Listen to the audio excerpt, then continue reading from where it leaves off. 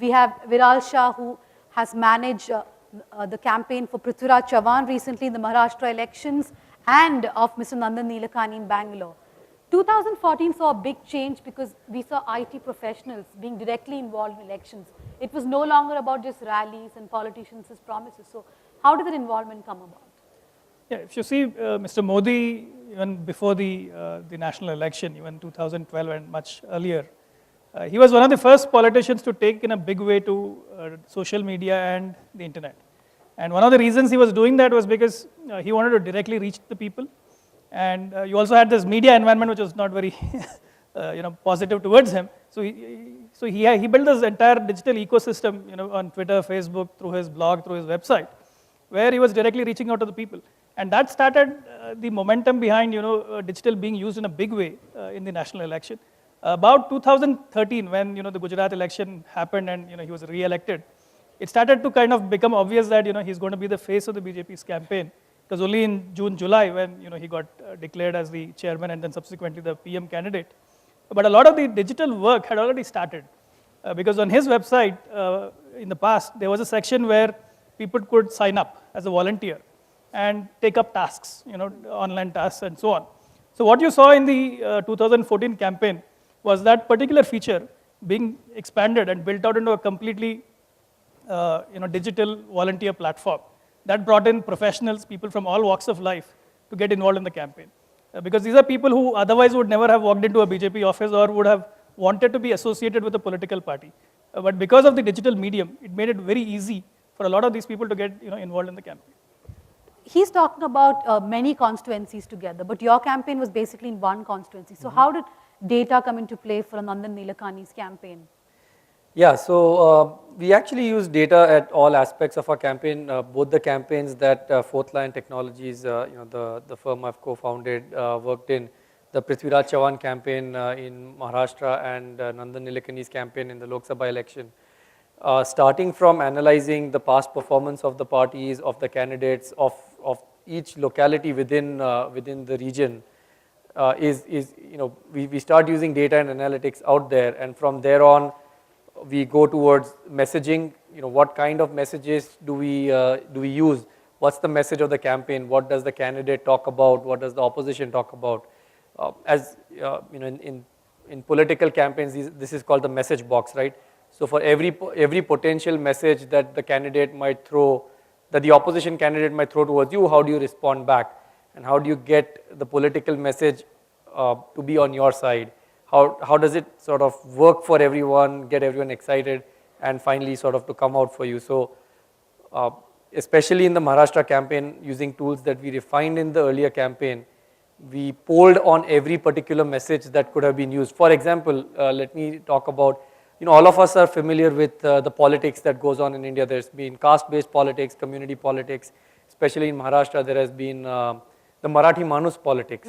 But our polling suggested that the time of Marathi Manus politics is over, and people are focused on aspirational politics.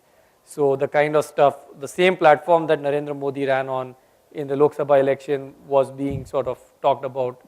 So you think there was a change in the way the Congress approached the campaign from May 2014 to now? I mean, there were a lot of lessons from this camp. I definitely think that there have been lots of lessons. I mean, the one thing that is for sure about politicians is that they are fast learners. To what level, we don't know. I cannot say about the Congress party because that's not who my client was. Using the data. Right, but the openness to trying out new things, new ideas, technology definitely has gone up across political parties. But how did you create that ecosystem? Because it was at various levels. There were normal users on Facebook, on Twitter, who would bombard other people with information. There were real opinion makers, then there were politicians. Everyone working for the same cause perhaps, 272 plus. So how do you manage that ecosystem? Yeah, I think you used the right word, because this was not a command and control campaign. Nobody at the top was sitting and deciding what needs to happen. It was an ecosystem that came together. To understand how the ecosystem came about, you'll have to look at what happened on social media in India, in politics over the last 4-5 years, where a lot of people who were unhappy with the government at that time took to social media to express their opinion, and they started discovering others with similar opinions and similar sentiments, and that's how the ecosystem started to build out. And what we did with India 272 was, we said that we cannot micromanage and control everybody's social media presence. Instead, what we will do is we'll create a platform, India 272, where everybody can come, and this sort of becomes a bridge between the official BJP campaign and the volunteers from different organizations and different parts of India. So in that sense, India 272 kind of became the gateway through which information was pushed out. Also, crowdsourcing was happening through India 272. Mr. Modi's speeches, every time he was going out to give a speech, we would create an open forum on India272.com where we would ask people to give inputs for his speech. And this input would come from all parts of India, as well as the specific constituency that he's visiting.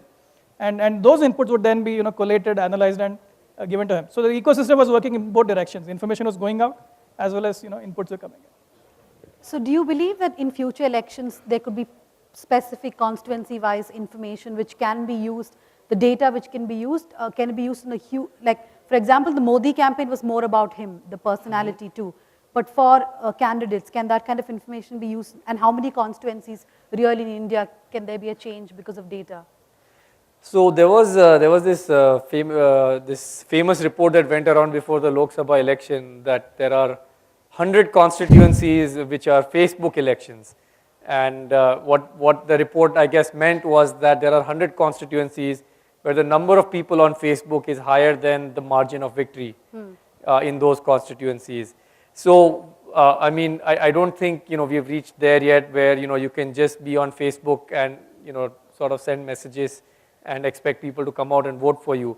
But we've definitely reached a point where not only, so for example, we already see political parties having online presence and social media platforms. The BJP has it, the Congress has it, even regional parties have it today. But that is not sufficient. You already see individual leaders having their own social media followings. You see a lot of politicians now, for example, promoting their accounts on Twitter. You see a lot of them promoting themselves on Facebook. Because, finally it's about people, right? It's about the message. It's about how you connect to them. What is it that you'll do for them? And whether it is you're addressing a live audience, in a rally with 1 lakh people, or if it's 10 million followers that you have online. I mean, it's just a different medium, but what needs to be done is exactly the same.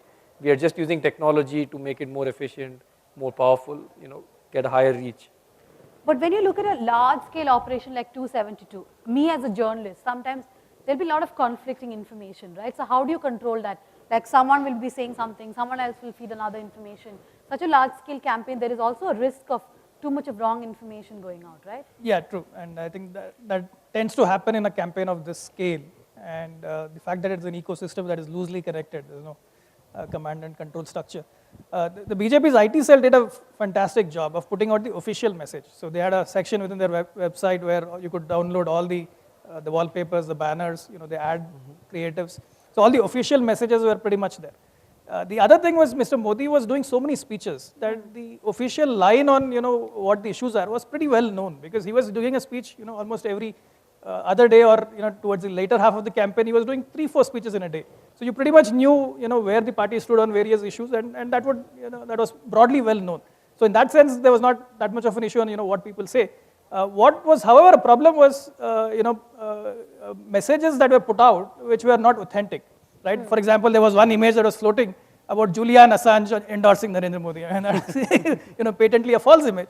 So there were incidents like that, and there the party mechanism very quickly intervenes and tells those people that you can't be part of the official platform if you're going to do these kinds of things. So there's a corrective mechanism that was also.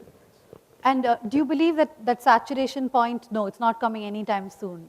We've only started out, you believe? Absolutely. I think we have only started out, and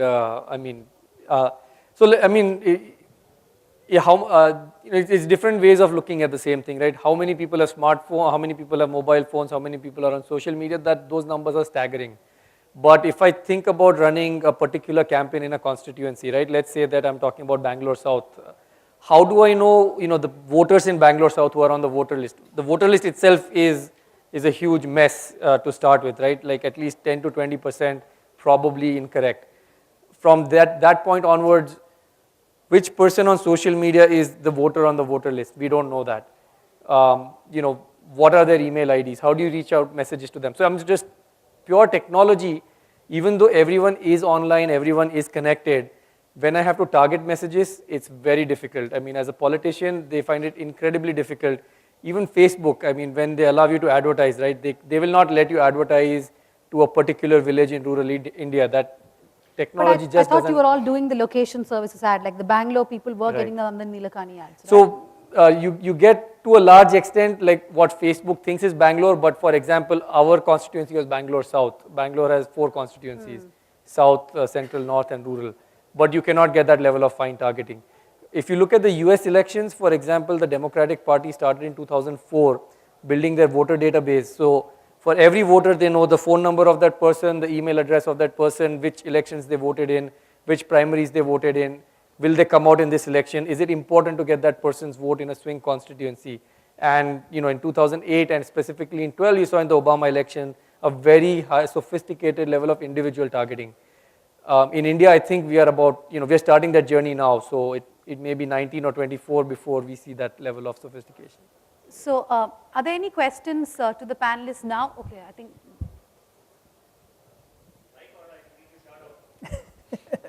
There's a mic. Yes. There's a mic. How much of it was because of Narendra Modi and how much of it was because of the analytics? The 272. See, because would the 272 matter if there was no Narendra Modi at the realm? See, in a campaign of this kind, all 3 things matter, right? The man, the medium, the message.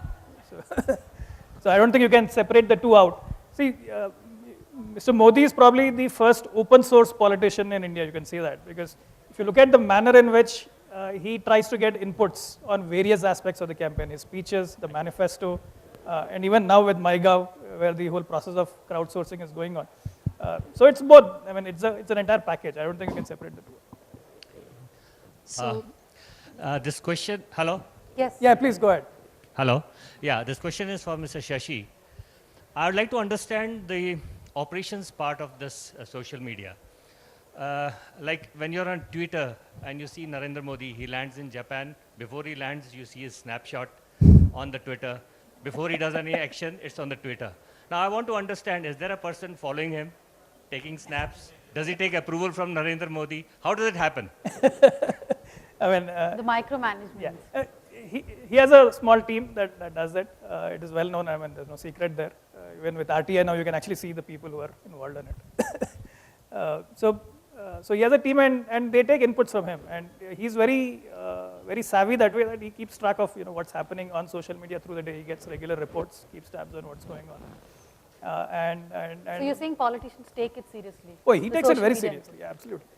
In fact, I know of at least 2 incidents I remember where he personally wanted a certain kind of message to be put because of, for example, there was this Reuters interview. This was before the whole election season started. And then there was one sentence that he said which became very controversial with the media.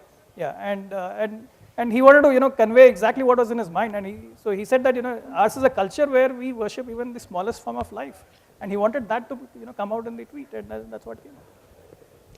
So, hi, Pallavi here. I keep hearing the digital, you talked a lot about this. I'm still unclear on how much data you've gathered, because if you go to tier 2 cities, the major cities, the voter population, even though they register, hardly, I mean, it's not that great a percentage, taking Bangalore. If you go, the real voters are in tier 2 cities. And how have you collected data? And these are not the digital savvy people. So what do you mean, how digital data has helped? I'm still unclear on what kind of data you're So talking I think in this election, it was a lot about getting the data in place, which was itself a huge exercise, as you pointed out. For example, the election commission, the electoral rolls are all fragmented. They're in different websites, and they're PDF files that are scanned. So you need to crawl all of that to actually build a single database of the entire electoral roll across India. So that itself was a big data problem, one of the unique big data problems of this campaign. The other thing that we did was in March, Mr. Modi launched something called Namo Number, where basically we told our supporters that if you want to see Mr. Modi as a Prime Minister, why don't you SMS your voter ID to us? So what that would help us do is correlate the voter ID with the mobile number. And then there would be subsequent messages sent out saying, this is your candidate, this is your date of voting, this is your polling booth, and so on. So that was a process that was started in this election. It was effective more in the urban constituencies, not so much in the rural constituencies. It's a work in progress. So this election was about getting the basics in place. I think as Viral pointed out, subsequent elections, it will get even more. Yeah, I think, for example, a lot of the last, if you look at the last two state elections and the Lok Sabha election, a lot of the use of social media was messaging from the leaders to the, to the people. India 272 is one of the rare things where actually, messages were taken from the population, backed by the leader, but that is, I think that's still a very sort of, maybe a one-off thing so far. But if you actually look at it, right, the elections on the ground, finally, what is it about? It's about getting that voter out on that day to vote. So you need to know who your voters are, how many votes you need, and bring them out to the polling booth, whether you reach out to them through social media or through the newspaper or through a one-on-one contact. And that level of individual data, as you rightfully said, it doesn't even exist in, in tier 1 areas. I mean, there's absolutely no way that the parties or the politicians know who you are and, what you think, what your mental makeup is. Unlike, say, your bank or your telephone company or Google or Facebook, who knows so much more about you. Yeah, hi. This question is for both of you again. It's kind of in two parts. First is, I know during Mr. Narendra Modi's campaign, every possible social media channel was exploited. I mean, Facebook, Twitter, WhatsApp, you just go on. And same thing, I mean, when you did campaign for Nandan, right, every mobile app or a game I opened, I could see Nandan's messages, I mean, continuously for days and days, actually. So it was a very well executed, of course, and very nicely targeted. Now, in terms of ROI, first of all, what metric do you normally keep in mind for something like an election to measure the ROI, and which channel actually yielded the best ROI when you run campaigns across multiple channels? See, the definition of ROI itself is a little fuzzy, right? What is ROI? Because ultimately it is about, did he turn out to the polling booth and vote, right? And today there's no way to measure that. With Namo number, we got to some extent, because at least we know who the supporters are, what their mobile number is, and did they come out on that day, we could verify to some extent. So ROI, I think, in this election was broadly about the reach, right? Correct. So where people seeing your ads, were they seeing your messages on Facebook and Twitter, were they coming to your site? I think to that extent, that was measurable. Was Which it also a lot channel? about opinion making this time, more than, True. even more than data? Was it more Yeah, more the about opinion was making? getting amplified through social media in a big way. But again, there was no way to measure that. I think the most measurable thing was ultimately how many volunteers did you sign up, how many people came to your website, right? For example, Mr. Modi had specific Facebook pages for Varanasi and Vadodara, and those you could measure, that how many likes, how many shares those pages got. So for example, in the Bangalore campaign, I can, we used Facebook, Twitter. I mean, there was the website, of course, and Facebook, Twitter, LinkedIn, and WhatsApp, YouTube, of course, another big one. I would say that, I agree with Shashi fully that it was all about reach, because I cannot connect the person who visits the website, sees a video or reads a tweet to, to his voter ID to actually coming out to vote. We'd love to be able to do that, but not yet. But in terms of sheer reach, nothing beats Facebook and YouTube in India today, if you had to look at it. Not even Twitter. It's like a drop. Not even Twitter. So It's more Twitter like is opinion. amplifying the opinion, as you Opinion. Yeah, said. Twitter is I think amplifying the real opinion. reach is Facebook and But did you also use that opinion to sort of polarize the voters? I mean, was there a deliberate attempt through this data to do that also? No. Well, there was clearly social media was used to set the agenda. There's no doubt about that. There's nothing to hide there, right? Because what was happening was between the Congress party and the other politicians and the national media, there was a certain narrative that was being built, and Mr. Modi's challenge always was, how do you counter that narrative? And the way he did that was using social media. So in that sense, yes, the social media was harnessed to amplify the message and to push your narrative on key issues, controversies. Yeah, I have a question. I have a question for both of you. So right now, I understand social media is being used to push out the messages, primarily more like an advertising platform or to get the message out. But where do you see it going from here? Do you see that someday it will be really possible to do a referendum on maybe policies, really give a voice to people, social media becoming a pillar of democracy itself? So do you see that happening, and what are the challenges that you see in getting It's already more towards happening, that? right? So what we did with India 272, once Mr. Modi became the Prime Minister, you have now mygov.nic.in, where you can exactly do what, the kinds of stuff that you're talking about, where on key policies and, for example, the new institution to replace the planning commission, he's asked people to give inputs on MyGov.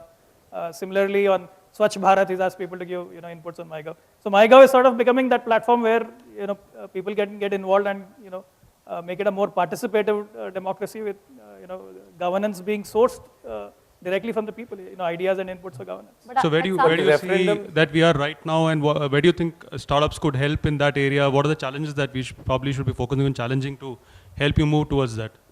Yeah, I think one challenge is the unstructured nature of data, and we saw this even during the campaign, right? When the first time Mr. Modi wanted crowdsourced inputs was in July 2013 when he went to Ferguson College in Pune.